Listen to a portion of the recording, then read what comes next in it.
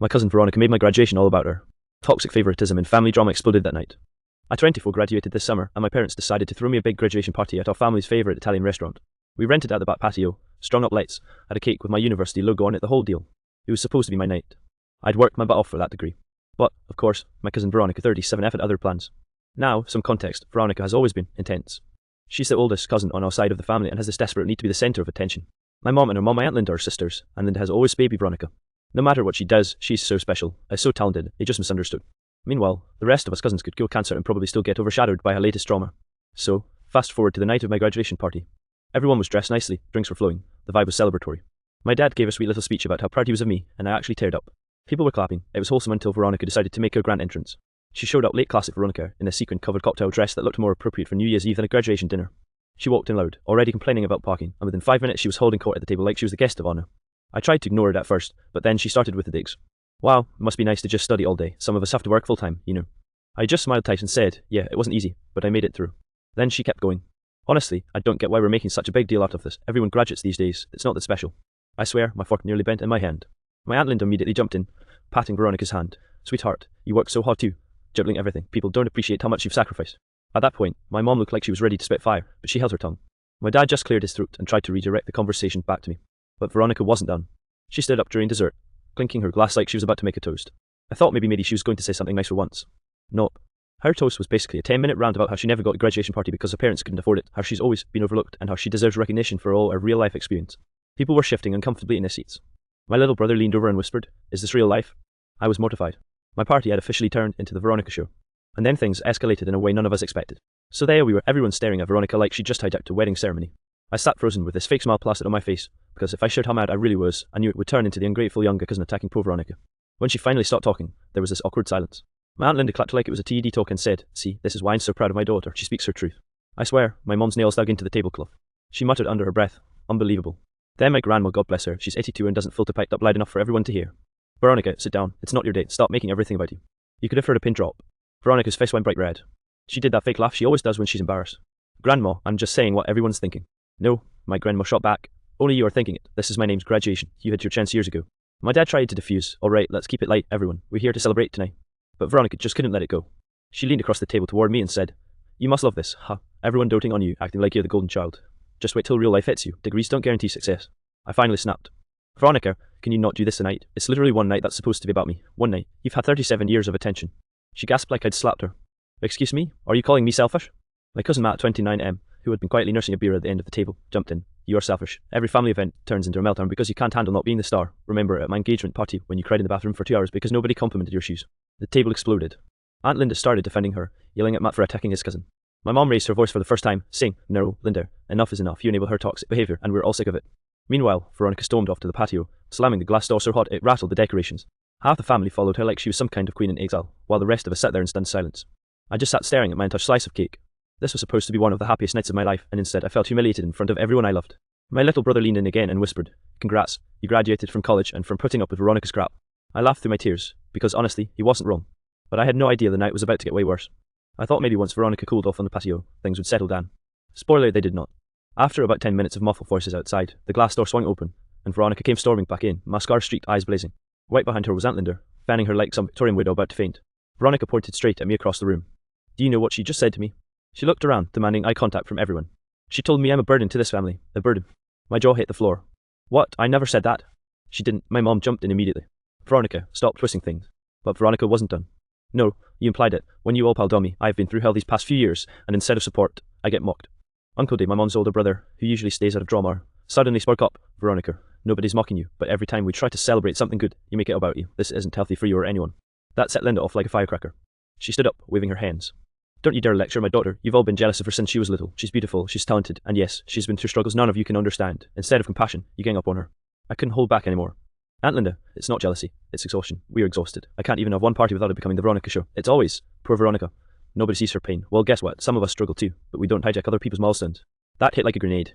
The table divided instantly, half the family murmuring agreement, the other half mostly Linda's side clucking about family unity and not tearing each other down. Veronica started crying harder, but it wasn't the quiet kind, it was the loud, hiccuping, theatrical kind that makes everyone feel like they're supposed to comfort her. She staggered back a little and dramatically said, "I shouldn't even be here. I should just leave." Grandma, who had been quietly sipping her wine through all this, slammed her glass down. Then leave, Veronica. If you can't behave for one night, then go. We're tired. You could have knocked me over with a feather.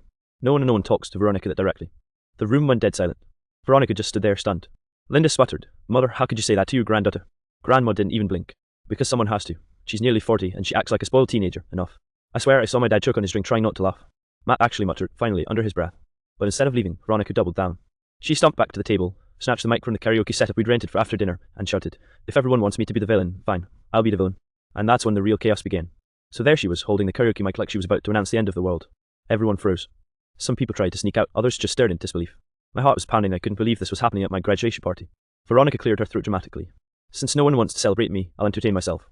She launched into a full-on rendition of a 90s pop ballad, off-key and loud, flailing her arms like she was performing at Madison Square Garden. My little brother whispered, "Oh no, oh no." I buried my face in my hands. Half the restaurant staff came over, politely asking if she was okay. I wanted to crawl under the table. People who came to celebrate me were now trapped in this bizarre toxic circus. Then she paused mid-song, looked around, and shouted, "And don't even get me started on favoritism, Mom. Dad, you always brag about my name like she's perfect. Well, congratulations, you've created a monster. I've been ignored my whole life, and now I see why you love spoiling her." My mom finally lost it. She jumped up. "Veronica, that's enough. This isn't about you. This is about me, my daughter, and her achievements. One night. That's all I'm asking. Just one night." Veronica spun around, glaring at my mom like she'd just committed a mortal crime. "Oh, I get it. I'm the bad one for pointing out the truth. You just can't admit that you favor her." At that point, my cousin Matt stood up too. "No, Veronica, this is what your favoritism has done, turned a happy celebration into a nightmare. You're acting like a child, and it's embarrassing for everyone." Veronica's jaw dropped. She sputtered, "How dare you?" Grandma leaned on her cane, wagging her finger like a judge delivering a verdict. "Veronica, you will never behave like this in my house again. Go home, take your theatrics and your anger and go." She looked around, realised she had no allies left, and stormed out, leaving Linda in a stunned heap of tears and whispers. The restaurant staff quietly helped clean up the toppled decorations while my parents tried to calm everyone down. It took about half an hour for the party to even resemble normalcy again. After everyone had settled, my dad came over, hugging me tightly. "I'm so sorry you had to deal with that. Veronica's behaviour isn't your fault." I nodded, wiping away tears. "Thanks, Dad. I didn't expect my graduation to turn into a family battlefield." Matt smirked from across the table. "Well, at least it's a graduation you'll never forget." I laughed despite myself. "Yeah, unforgettable." By the end of the night, we managed to salvage a little fun. People danced, we took group photos, and I even got a few genuine congratulations. But the shadow of Veronica's drama lingered like a storm cloud. Still, for the first time in years, I felt like my parents actually had my back even against family. And that, strangely, felt like some kind of victory. The day after the party was tense to say the least. My parents were exhausted. My Aunt Linda was sulking like someone had stolen her crown, and Veronica had sent a flurry of texts that ranged from "You're cruel" to "I hope you choke on your cake." I tried to ignore them, but one text caught my eye. "You'll regret making me look bad in front of the whole family. Mom's on my side. Don't think she's forgotten." I showed it to my mom, expecting her to get defensive. Instead, she sighed, shaking her head. "Sweetheart, I'm on your side. Veronica has always been manipulative, and I won't let her ruin your life over one night." I felt a wave of relief. My mom had finally drawn a line, and it felt liberating. Aunt Linda called later that afternoon. I braced myself. "I just wanted to talk about what happened last night," she said, forced out. "Veronica's hurt. She's sensitive. I know you didn't mean to upset her, but maybe you could apologize." I nearly laughed. "Apologize for what? Surviving my graduation party without being hijacked?" Linda sniffled. "I know it sounds bad, but she's my daughter. I just want things to be peaceful." "Mom's on my side," I said firmly. "I'm not apologizing for existing or for celebrating my achievements. Veronica needs to reflect on her behavior, not blame everyone else for it." Linda was silent for a long moment. Finally, she muttered, I suppose you're right. Maybe she does need to think about her actions." By the end of the week, the texts and calls slowed down. Veronica didn't show up for the family picnic that weekend, which honestly felt like a blessing. The rest of the family slowly started talking about the party as if it had been a bizarre hiccup rather than a full-blown catastrophe. Even so, the aftermath wasn't entirely smooth. At family gatherings, I noticed whispers, quick glances, and subtle side comments, some people clearly taking sides, others just trying to avoid picking sides. I realised that, for better or worse, Veronica's toxic behaviour had left a mark. But here's the thing, after all the chaos, I felt stronger. I realised that my parents finally prioritised me, and that was empowering. I also realised boundaries weren't just nice, they were necessary. I didn't have to apologise for being the graduate, the golden child in my parents' eyes, or for enjoying my achievements. A few weeks later, I had a long talk with Matt. "You know," I said, "I never thought I'd be the one feeling relieved after a disaster like that." He grinned. "Yeah, but look at it this way, you survived, Veronica. And honestly, that's a superpower." I laughed genuinely this time. "Yeah, maybe it is." By setting boundaries and letting Veronica face the consequences of her toxic behaviour, I finally felt like I'd reclaimed the narrative of my own life. My graduation party would forever be memorable not for her drama, but for the moment I learned to stand up for myself in front of the people I love most. Over the next month, the family dynamic slowly began to shift. The initial shock of Veronica's outburst had faded, and people were cautiously returning to normal routines. My parents were more protective of me during gatherings, and it felt good to finally have my achievements recognised without someone else trying to overshadow them. I noticed small changes too. My Aunt Linda seemed to be reflecting more, occasionally commenting in passing, "I think maybe I did let things go too far with Veronica." It wasn't a full apology, but it was a start. Even Grandma gave me a knowing smile one afternoon and whispered, "You did good standing up to her." That tiny acknowledgement meant the world. Veronica, of course, continued to sulk, but without the dramatic flare-ups. She sent an awkward text one week. "I still think the party was unfair, but sorry if I embarrassed anyone." Minimal, but enough to signal that she had at least glimpsed the impact of her behaviour. I didn't reply immediately. I wanted to make sure any response didn't reward her toxic tendencies. Family gatherings became more balanced. Conversations were less about competing for attention and more about actual connections. My little brother teased me relentlessly about my infamous graduation party, and for the first time, I could laugh about it without flinching. Even Matt admitted it was worth it just to witness Veronica finally getting called out. Then came the real turning point, a casual Sunday lunch at Grandma's. Veronica showed up quietly, avoiding the dramatic entrance she usually pulled off. She even offered to help set the table without making it about her. I didn't fully trust it, but I let her. During lunch, she mumbled, "I guess I can try to let other people have their moments too." It wasn't perfect phrasing, but it was progress. For once, I saw Veronica acknowledging her behaviour rather than insisting the world revolve around her. My parents noticed too, and even Linda seemed a little relieved. After lunch, Grandma pulled me aside. "You handled that party with so much grace," she said. "You didn't yell or humiliate anyone, but you stood your ground. That's how you earn respect." I smiled, feeling the weight of the past few weeks finally lift. Standing up for myself had been terrifying, but it had also shifted the family dynamic. I realised that toxic behaviour doesn't have to define relationships, it can be challenged and, over time, even softened. By the time the next family gathering rolled around, the tension had eased. Veronica still had her quirks, and Linda still wanted to cuddle her, but boundaries were clear now. My achievements were celebrated without sabotage, and I learned that speaking up doesn't mean being cruel, it means protecting yourself and your happiness. That summer taught me more than just lessons about family drama. I learned about resilience, the importance of boundaries, and that even toxic behaviour can be managed if you have the courage to stand up and say, enough. And somehow, despite everything, I felt closer to my family than I had in years. We survived Veronica, and I finally realised that my own story was worth protecting. The final piece of the puzzle came a few months later, during our annual family reunion. By this point, the tension from my graduation party had mostly faded. Conversations felt lighter, laughter felt genuine, and Veronica wasn't monopolising the spotlight, at least not in a dramatic way. She still had her quirks, of course. At one point, she insisted on showing everyone her new self-care routine complete with essential oils and meditation apps. Most of us smiled politely, but it was clear she had taken a step back from her usual toxic theatrics. It was subtle progress, but I took it as a win. My parents seemed proud, not just of my academic achievements, but of how I handled everything. My mum pulled me aside and whispered, "I'm proud of the way you stood your ground. It wasn't easy, but you showed that boundaries matter, even in family." I nodded, feeling that same warm relief I'd felt the day after the party. I realised that the chaos of that night had been a turning point. It had forced the family to confront favoritism and toxic patterns we'd all been tiptoeing around for years. Veronica did approach me later in the afternoon. She didn't make it dramatic. She said, quietly, "Hey, I know I messed up before. I'll try to do better." I smiled, keeping it simple.